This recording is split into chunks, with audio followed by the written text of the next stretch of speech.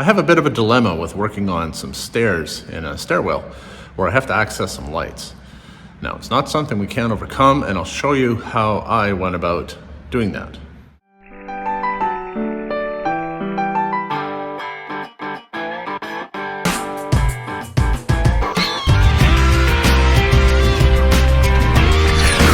Buckle up for safety as I give you a day in the life of online.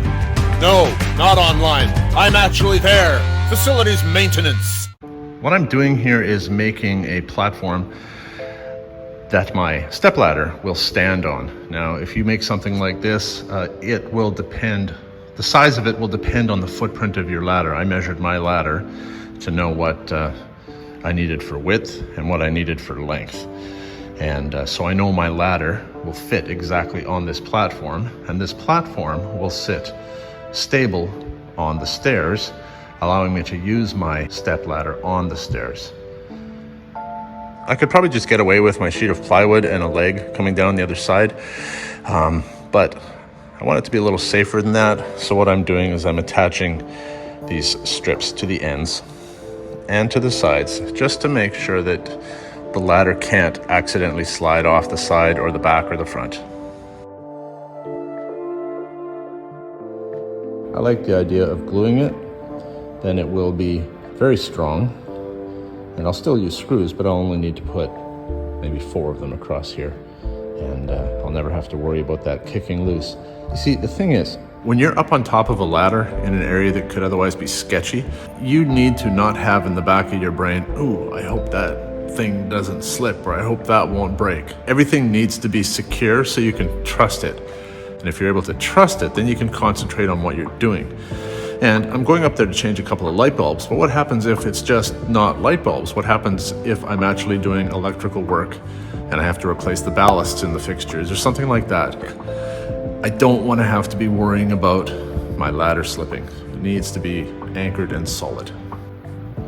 I'm just clamping it in place now to hold it where I need it to be, so I can put some screws in without worrying about things slipping. Okay, so this is my basic ladder platform here. I'm not going to make the leg just yet. Even though the leg should be 27 inches, I have to come up 4 rises, stair rises, and each rise is 6 3/4 inches. If I put a tape measure to it, as far as I'm concerned, that just gets me in the ballpark. To know for sure, I'm going to take this over to the stairs themselves. I'm going to put a level on this. I'm going to hold it level on the stairs and then measure the distance down from the end to where it meets the stair that it needs to meet to get my actual distance.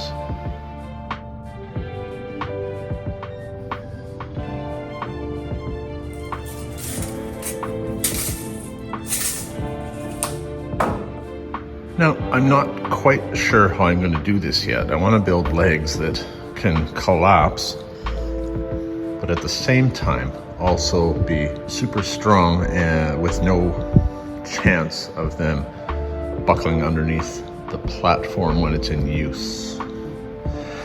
So I'll have to work that out. Now, the one thing I'm doing to ensure that I've got a little bit more strength is use these screws as opposed to these little tiny things that came with the hinges. Now, technically this screw is a little long for this plywood. It's 3/4 inch plywood and this is a 1 inch screw. Maybe I'll look for a shorter screw, but if not, I'll just use the longer one and then just cut them off on the other side. Well, what do you know? I managed to find 4 screws that'll work. Nope. Okay, new plan. I'm not going to spend half a day designing and figuring out how to build something that is going to be used maybe twice a year. No. Well, while I may end up having to shorten the legs by a ½ inch or so, I erred on the side of making them a little longer just in case. That should basically do it. Kind of looks like an old bike ramp like we used to make when we were kids to jump our Mustang Cruisers before the days of BMX bikes and real jumping. So do the legs fold up into a nice compact package? Well, there's nothing compact about this. No, they don't fold up. However, they are very strong and will not collapse underneath me. So here's the situation. We've got a couple of lights out. This one here, which is easy enough to get to from the upper landing here. But we've also got that one there, which is why I built that step to straddle these stairs here. And the hope every time, so long as we keep having fluorescent lights in the school, is that it is just a bulb issue and not a ballast issue. One down, one to go, and this was just a bulb issue for this one, so let's hope that this one is also just a bulb issue. Time to bring up the platform. Okay, I have to make a minor modification. I have to detach the legs from the front here and put them around to the back and attach them onto the back side to bring them in just slightly, because I built this the length I did to fit the footprint of the step ladder, but that makes the distance from the end of that to the legs here just, well, this much too long. But I can correct that in about 2 minutes.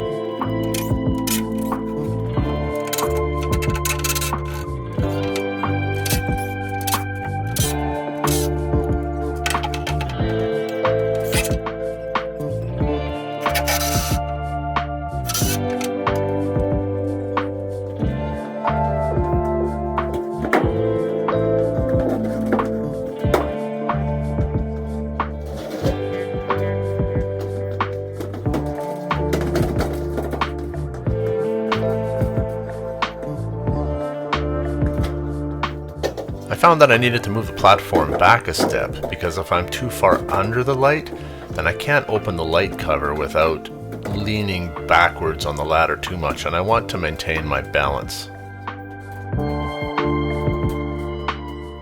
As it is, because these light fixtures are centered over the handrail, I'm already leaning over to the right, so I don't want to have to work with two off-balance directions at once.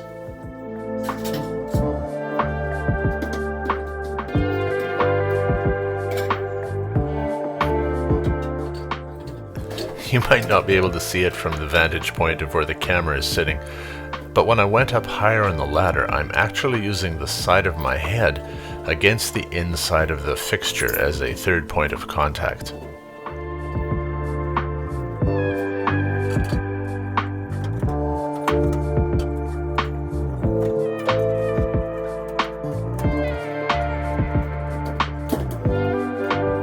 And there it is again. As soon as I go up higher on the ladder, I reach up with my left hand for a third point of contact. Well, there it is. The maiden voyage of the ladder, stair, step platform. Thanks for watching.